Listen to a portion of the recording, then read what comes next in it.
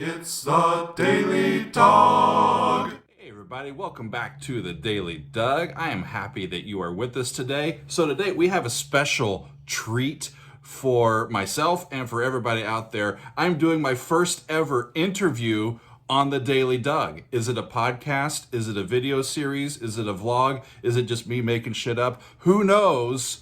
But whatever it is, I'm excited today to talk to my friend and colleague, John Franek. John is a composer, he is a pianist, he is an all around good guy.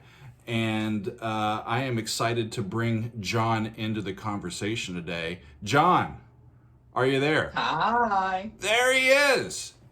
How's it going, man? Oh, feeling good. I hope that you have a Manhattan made over there or something, because I'm here looking at your channel. We're past 1.1 million total views now. How are you getting into those stats, man? It's just right. I mean, as a subscriber, and I think just by going to your page, that stuff is actually, I don't have to social blade that bad boy. If you go into the About section, we got joined September 7th, 2007. Wow, that's when I was born. And then 1.1 million views. You were born the year that I was a freshman in college, which makes me feel really damn old. It helps me feel young, brother. But I am happy 1.1 million views, dude. I'm just saying. How the hell did that happen? I think it's because you reacted to Rhyme of the Ancient Iron. That is exactly why the Up the Irons folks found me. I didn't even have to be pretty. I just had to just go on and say the Irons were awesome. So that's such a passionate and good group. That's not your number one video, view-wise, though. This just happened over the last day. The Nightwish fans have officially overtaken the Iron Maiden fans. So my Ghost Love Score reaction is now my number one viewed video. So make of that what you will. But John, we got into all of this, and the people don't even know who you are anymore. So tell the good folks who you are and what you're up to. I was gonna say I might as well just interview you at this point. Which honestly, I'm gonna try to fit in while I have you and while I get to be on here. So my name is John Franek, which was covered. I am also a composer, which was covered. I'm currently based in Germany, but I grew up, did undergrad in the United States. Then I moved to London, and now I'm in Germany. I've known Doug since since 2014, but we started actually being able to collaborate in 2015. And I don't remember which was the first class that I took with you. Was that 2015 or 2016? I think you took musicianship 2 and 3 as a freshman and sophomore. Did I have that with you? I think so. I don't even remember. Come on, you slept through most of those classes because you already knew most of that shit. That was You come into keyboard lab and go, "What do you want me to play?" Oh my god, I remember sweatpants, John. Sweatpants, hoodie, John. And I didn't even enjoy the beverage back in that day. I was just checked out. Yeah. Well, you asked if I had a Manhattan. It is now 2:00 on the East Coast on a Saturday. Right. So Time difference. after 2:00 on a Saturday is just now anything could happen. So you never know. I do not have a beverage made currently, but you can guarantee that I'll have one later on. So maybe I can inspire you throughout the interview. Yeah. Well, you are always inspiring, my friend. So everybody, that is true. I first met John when he was an undergraduate student at Westminster Choir College, one of our phenom musicians, and quickly just came to really appreciate John's drive because he was releasing like full albums of his own music while he was studying as a music student, because that's just what he does. He's got to get his stuff out to people. So I remember, what was it? You and Holden put out something. What was that called? Oh yeah. Back in the day, those Moonsong. Oh, that was such a great sandbox playground for early albums. How did you record that? We had Exordium, and it was in one of the We started initially in the one of the two piano rooms, which was just a practice room and really not so great because it had like radiator noise and had a bunch of other outside sounds. And you gotta start somewhere. And I find oftentimes that starting can be the hardest part. So just going for it was really helpful actually. And we kept that up really over a year just about because uh, I discovered this kind of passion for expansive tonal chordal and quintal harmony Sure. kind of deeper listening piano stuff right around that time, like 2015 about.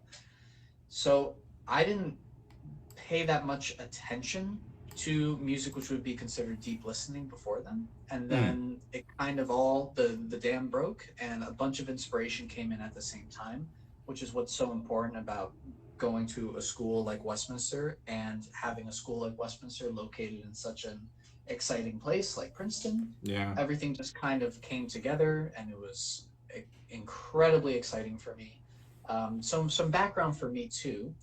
I'm a composition and piano teacher now too. I have my own private studio, and I have the most awesome students ever. Cool. And what I love about my lessons is that I get to give my students the footing that I didn't have. Most basically, in a nutshell, what happened was when I was 12, my parents and my brother signed me up for piano lessons without telling me. I was just very insistent on annoying my brother during his piano lessons.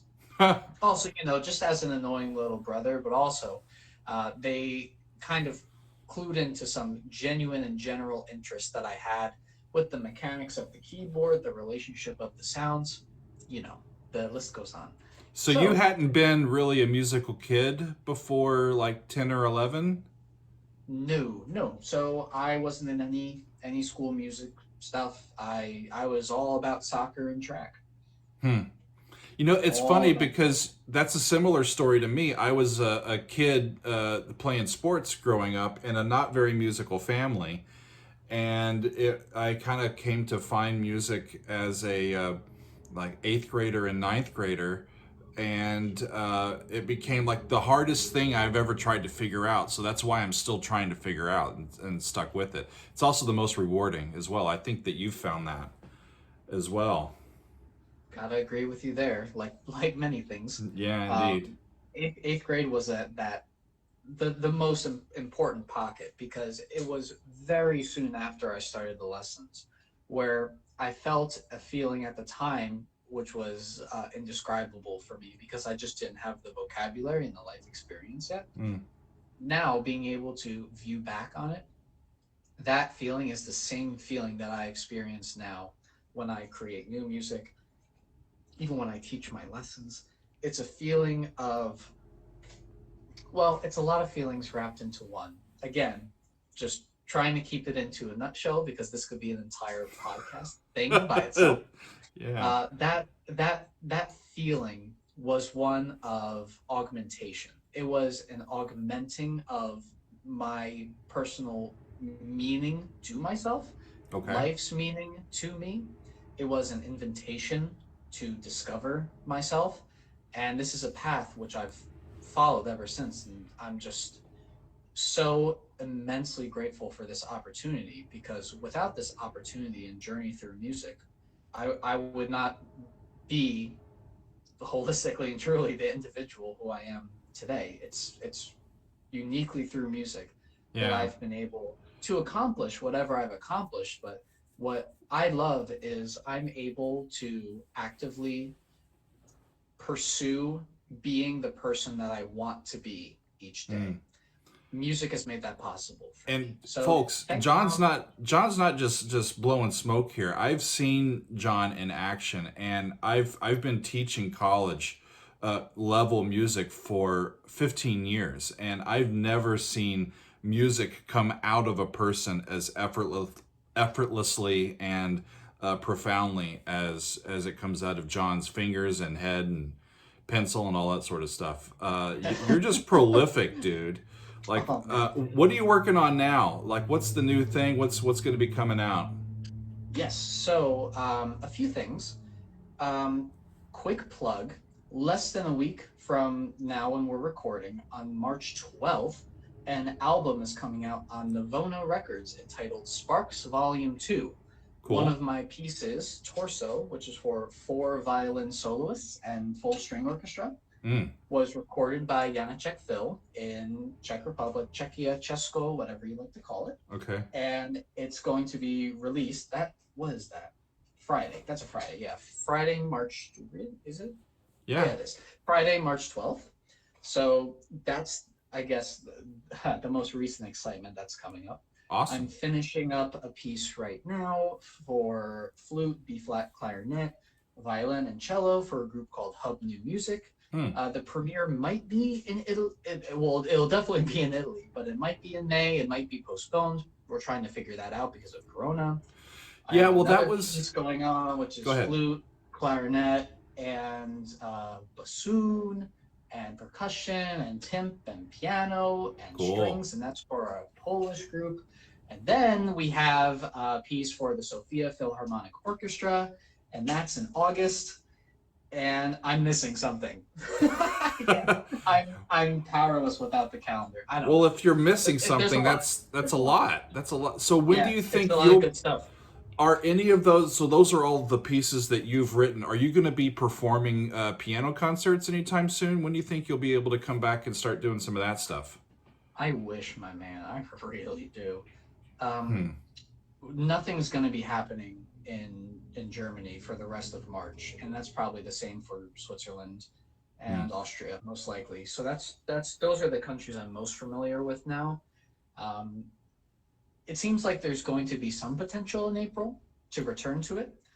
What I'm really waiting for is I'm supposed to be recording these piano albums of awesome music, living composers, masters, um, etc. throughout history. I have these 2 albums I'm supposed to be recording, but Hmm. many of the places are closed down and aren't allowed to be open because of the same restrictions. So I'm crossing my fingers that it's going to also be possible to record there this April. Hmm. It just completely depends on what the government says, and Okay. we don't mess around here in Deutsch. So I'm just keeping my fingers crossed to see what's gonna be possible next month. Well, the pandemic has been an effect for every single person, I think, in America, in Europe, around the world. In a specific way, in a general way, it's affected us as a culture, as a society, but individuals as well. It's definitely affected the way that I sort of have reprioritized my life's priorities and goals, and it also has started to change the way I'm approaching my craft musically. Have you found similar experiences? How are you approaching the way you want to emotionally invest in your music making and your output within the context of going through a global pandemic? Oh yeah, absolutely. So again, gonna try to keep this somewhat contained. Yeah, I know it's like a But dissertation level question. Sorry. each one of these are going to be just because of the how immensely complex Yeah. our experiences We're have been working through because some of this. serious shit over here, And you know? it's been like a full year, my dude. I know. So what I think is incredible is how London closed down about 1 year ago. I think I remember it being March 11th and March 12th. You were living in London at the time? Exactly. Yeah. So in my little London flat, I didn't have an instrument. So the pandemic initially, just by way of what was accessible, immediately put a sort of constraint on my creative process because all of a sudden I couldn't go and practice at my usual venue, which was King's College in London. I all of a sudden couldn't go. So I was left in my small little room with my neighbors and myself.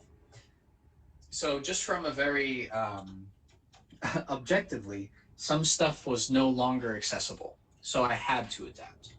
I'm incredibly grateful too for this experience already Mm. because it allowed me to kind of lean into my composition in a way which I haven't done before. Okay. One thing I'd like to cover often in my music, and which is actually the topic of the piece, which is being released on Navona Records March 12th, entitled Sparks Volume 2 by the Czech Philharmonic. Plug. Hashtag plug. Hashtag plug, hashtag easy. So that piece covers, the piece's name is Torso. And the reason why I named it Torso is because the piece is a cathartic, direct outline experience of my experience going through somatic, traumatic anxiety along with a comorbid depression. And initially, I was teetering more towards the nervous side for isolation because I felt at that time I've been getting help for almost, it'll be 2 years this summer now, but at that time it had been only around like half a year, no, a little more than half a year or so, 6 or 7 months. So I didn't know if I was fully equipped to adapt to this. But as I've tried to do with other adverse happenings in my life, I just tried to take the pandemic as an opportunity. And through that, I was able to kind of just lean in to my emotions, some things that I've been avoiding, some things I've been regretting, some things I've been playing escapist towards. And as I lean into myself, what's so amazing about music and makes it just the most incredible career is when you lean into yourself, you lean into your work. It affected the pandemic, meaning as long as the work that you're doing is that connected to your inner self. I mean, that's part of the blessing of being an artist, right? As we go through these profound experiences, we get to add them into our humanity. And if we're used to expressing our humanity through our blah, I can't even say that, our art, God almighty. Help me, Robert. Come on now. I can't even. I gotta go back southern. Come on. It does help with your psyche because you feel like you've at least marked the tape and planted how you felt or how you were responding to a particular traumatic event or just discovery in our path through this existence, and can have a piece talk about that. That's awesome, John. Well, thank you. Torso. So was Torso written during lockdown? So it was written before. Okay. It was written. Well, no, I guess yeah. Oh yeah. I don't know if I should say it on the podcast. That was like a 2-week piece. I just had the opportunity to write for them, and I was like, you know what, blanket, I'm gonna do it. So I guess it was. I forget if I wrote it in that late February or in that early March. Okay, so it was about a year ago. Yeah, and Cool. Recording was last June. So I've been waiting for this release for a while. Wow. Well, but one thing which I think is particularly interesting, which I would also actually like to hear your input on, is I follow my own output from the past year, and I feel like I can actually see as well as experience within the music I've written maturity, which I don't think I would have been afforded the opportunity to explore had there been no pandemic. I'm not arguing whether the pandemic has been a good or bad thing. I think that's clear enough in its generalizations and whataboutisms. Sure. But for me personally, I'm again just trying to use this opportunity to reflect. And I'm curious if looking over the work that you've had too over the pandemic, have you noticed maybe a compositional shift in your process or in the harmonic, formulaic language of your output? Because in my music, I actually have found a much more specific clarity of function in what I'm writing. And I think that's almost solely because I don't have the opportunity to go around and be performing a lot. So I'm not composing quickly anymore. I'm finally being able to slow myself down and get into my craft in a way which I feel is finally mature. Sure. Now, your craft has been mature for much longer than, I mean, I've been even doing my thing. So You I'm could tell by curious the what color your of my experience. beard. You gotta love Doug the Gray. There's a certain power in the hair. Yes. That's where So we keep all of our music theory knowledge. that's true. I will answer your question this way. Like, as you say, I've been doing this uh, professionally, for a longer period of time. So I've had that time to sort of mature into my process. So I don't find my harmonic sensibilities or any of like the major things that sort of makes my music sound like me. I think change, but what what I have noticed is that I don't think I'm trying to challenge myself to reinvent the wheel every time I write a piece. I was chasing that for so long. I was trying to figure out like what new way can I write a cadence that nobody else had, and it just it can lock you up, and it can also challenge the sort of the natural intuition of your musical choices. And I've just relaxed into myself as, this is who I am. This is who I'm going to be in the world. The pandemic has shown me who I am, where I'm from, who my family is, what people I love, and what ideas I now take as a higher priority and higher credibility, and which ideas I no longer do. And it's just easier for me to say, you know what, I'm just going to write this piece because this is how I personally know how to write this piece, and it's my perspective, and I don't feel any major sort of calling to try to, as an academic or as a quote unquote learned musician, try to come up with something that's new just for the sake of it being new. And it's been rather freeing for me. So it's been more of that. And maybe that's just something that people who are composers in their mid 40s come to, whether there's a pandemic or not. But that's the major difference in my approach that I've seen this year. So I'm excited about it. I actually haven't written anything major in several months. I've been trying to figure out what's going on, and then this YouTube thing took off. So I've been devoting some time to this and cultivating that. But I'm anxious to get back and work on some new projects. I don't. I'm hoping to do that in the spring and summer for sure. No pun intended, since you just reacted to in tempore. Indeed. Gosh, it's hard to believe that thing's been a decade ago. If I can bounce off real quick before we segue, Yeah, I'm sure. just curious.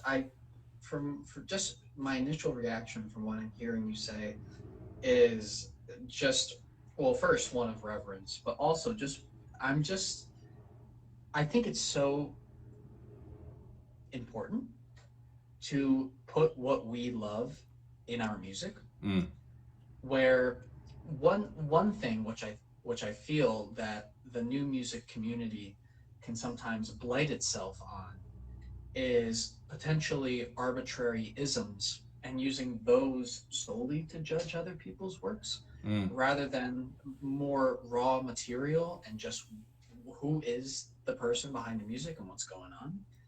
So when I hear about your, it sounds to me again like an invitation. Like I, I want to write the music I want to write, and it's gonna evolve because I'm gonna evolve. So like let's do that. And in music, like in any craft, there are things which are objectively easy and difficult to do, Mm, but there becomes an inexplicable and non-binary gray space of what's what once it becomes personal and once it sure. becomes true to the person. So I think too, this is something which for me I'm still exploring the full depth, range, and spectrum of within my own work and my own life. Remind people how old you are. I'm 24. Yeah. So Wise beyond for your me, years, my friend. thanks, man. Hey, same to you. Even don't let the gray fool you, folks. Doug can get down and groovy. Just you wait. I've Just you always wait till we get to the 100,000 bid. It's true. I don't know. As long as I can remember, I've always been interested in the large questions, more interested in the big questions than in the small questions. It's what occupies my curiosity, for sure. Cool. Before we go, a quick rundown. What is on your current playlist? What are you listening to these days?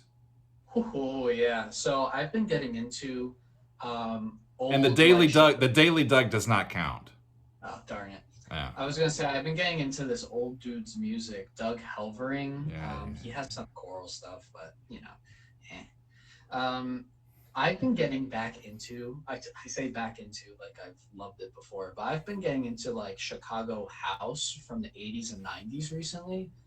I've been really going back into that tradition, just seeing what's up because there's some interesting living artists like Nils Fromm and Francesco Tristano who bring house and electronics from a dance perspective into piano music and into the live concert. Cool. With mixtures of what would be called jazz idioms as well. So I've been kind of bouncing back and forth between that. I've been really getting into. I love living composers. I just love them, and I just love the music that's being written today. So I've been kind of on a. I couldn't even tell you half of the people I've listened to because I've just been going and down the YouTube rabbit hole for like really interesting new orchestral stuff. But I'm trying to get into an orchestral mood because at some point I'm gonna have to start that piece for the Sofia Philharmonic. So I need a little bit of a kickstart from some awesome existing music. But I've been listening to a lot of that, and I've been listening to a lot of Indian ragas recently too. I try to listen to those during the day and during the night because that music is unique in the composers.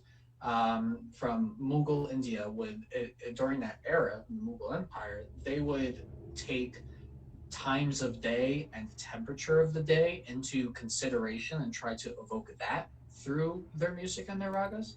It's and amazing. I find it a great way to kind of open and close my mental doors just to sound each day. Sure. So I've been trying to bounce off of that too, and a lot of Russian trap, just because I'm trap? Yeah, I'm a Slav, so pardon me. You were gonna say something, right? I have no idea. But what about I do want to talk about Euphoria before we go because what's that? So you were like my conduit into meditative and deep listening music. I first learned about it. John was the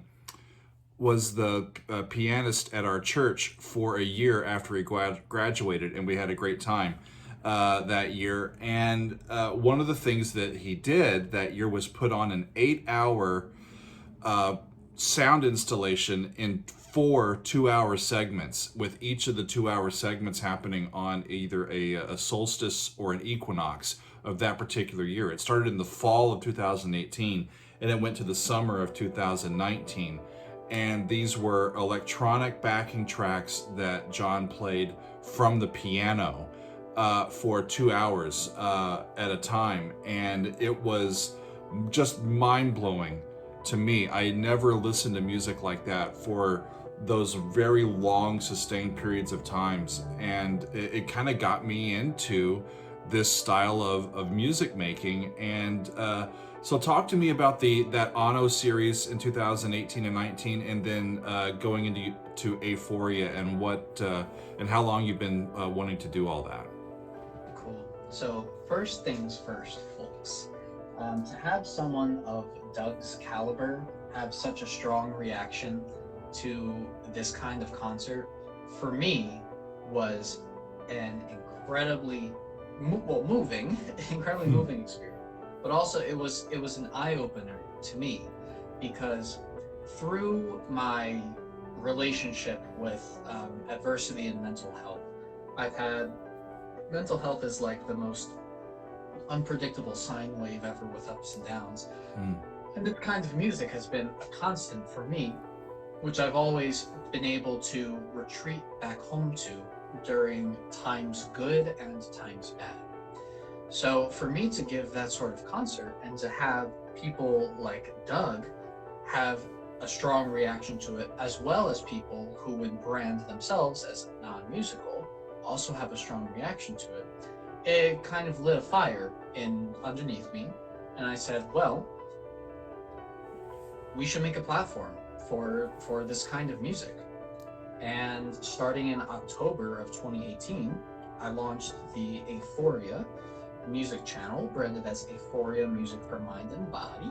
Mm-hmm. And just like following our work through the pandemic, following that journey since October 2019. Yeah, 2019. Yeah. Holy moly. So you did the Ono series from 18 to 19 and then started Euphoria right after you moved from the States to London. Right. Yeah. Yeah, I remember. Why didn't I start it in October 2018? That would have been dope. But yeah, I started in London. I forgot about that. Fun. Well, it's grown to something more than just a, I don't want to say this in a derogatory fashion, but it's grown into something further than what I initially expected for just a deep listening channel. What I find inherently exciting about YouTube as a platform is, and there's really interesting studies about this as well, it's the importance of visuals and building a world and how you can build a world on YouTube through your videos. So what I think is really interesting about Euphoria now is some of the emergent new kind of themes and styles that we've been keeping up with, which has been, it's been so great to have you join as another composer for it. And I don't want to say anything one way or another because I don't know what the plan is for this podcast, but maybe, just maybe, we're going to be opening it up to other composers too. That sounds awesome. We can build a really, really diverse and fascinating world of just deep listening music in an age that's extremely saturated and high paced. I don't know. You know, it's funny because all you hear all day long is that people have short attention spans and it's got to be in a soundbite, otherwise they won't listen. And I don't think that's the case. People are clamoring for honest, interesting, deep experiences. And if that takes 20 minutes, they'll give it to you. If it takes an hour, they'll give it to you. I look at, you know, how long people are listening to some of my videos on my channel. I mean, this one's going to be over 30 minutes, and I have a feeling that a bunch of people are going to be with us because I think it's interesting to people. So as a composer myself, having the opportunity to contribute some of my music to Euphoria has been very just rewarding. And it's a neat thing to be a part of, something I never would have really thought that I could do. But it's been, like I said, quite rewarding, and I can't wait for more. So as we go, tell people where they can find you, like your email, your websites, the Euphoria stuff. Where can they get you? Yes. So if you Google John Franek, Franek, you'll find me, and my stuff will most likely come up. But some of my existing albums, like some of my stuff that's already on Navona Records, or I did a Mozart album, if you want to hear me perform, that's out everywhere: iTunes, Amazon, Spotify, everywhere in between. Keep an eye out. Maybe I'll probably give you the link for the because the page already exists on Navona for the album that's coming out next week. Okay. So I'll give you the link for that.